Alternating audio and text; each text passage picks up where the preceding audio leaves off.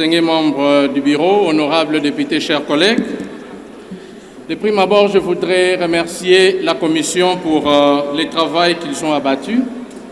Nous disons merci pour tous les efforts qu'ils ont fournis pour que notre ville de Kinshasa, pour que le problème qui ronge la ville de Kinshasa puisse trouver des solutions.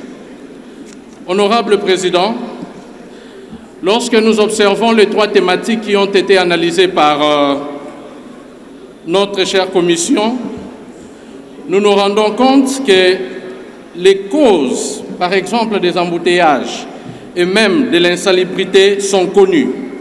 Les structures qui doivent travailler pour trouver des solutions efficaces existent également.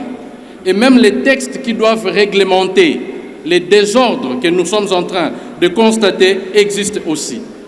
Mais il y a un sérieux problème. Je pense que le problème se situe au niveau de la gouvernance. Et ça, c'est un sérieux problème.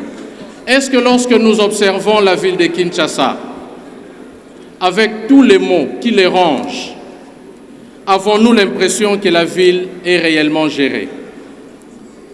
Il y a un sérieux problème de gouvernance, il y a un problème de volonté politique, et même je dirais qu'il y a un problème de moyens, parce que lorsque les moyens étaient disponibles, grâce à un projet qu'on a cité ici de l'Union européenne, on avait vu les efforts être fournis dans le cadre de l'assainissement de la ville. Mais est-ce que nous devons toujours continuer à dépendre des moyens étrangers, des structures étrangères, pour que l'assainissement de cette ville soit effectif? Je pense que nous devons faire mieux que ça, nous devons trouver des moyens au niveau interne, parce que nous sommes l'autorité budgétaire, il est important que nous puissions mobiliser les moyens pour que l'assainissement soit effectif.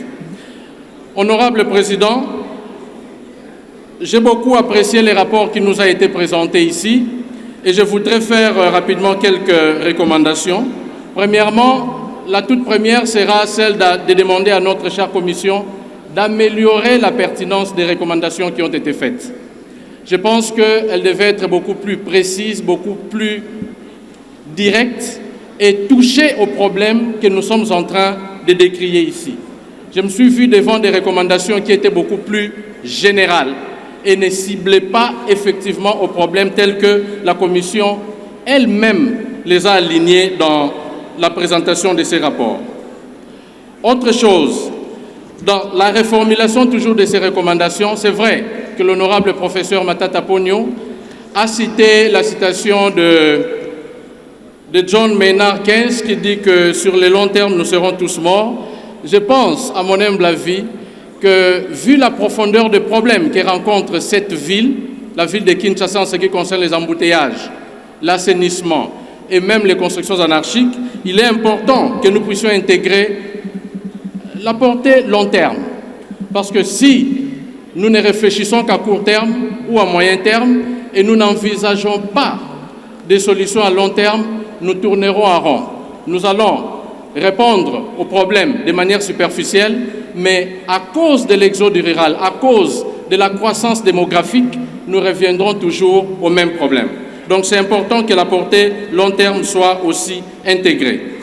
Dans les reformulations, je crois, de problèmes qui ont été ici cités, il y a une recommandation qui disait qu'il fallait, par exemple, primer les chauffeurs.